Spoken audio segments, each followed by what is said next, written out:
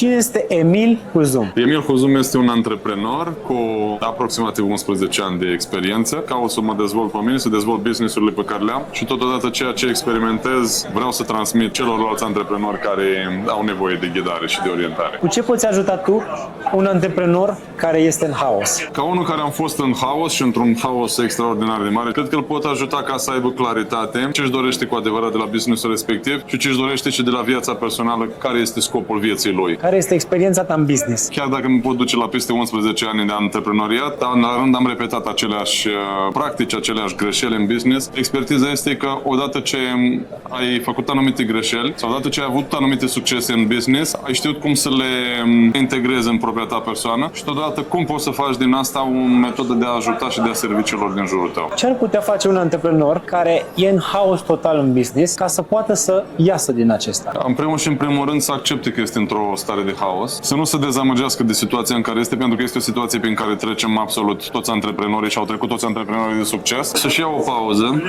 cu sine însuși și poate că cel mai inteligent lucru care ar putea să facă un om în haos e să lucreze cu un specialist care îl poate ghida în tot procesul ăsta. Deci e foarte important în momentul în care ești într-un haos și în momentul în care ești pur și simplu epuizat, ești în burnout, caută ajutor la un specialist care te poate ghida.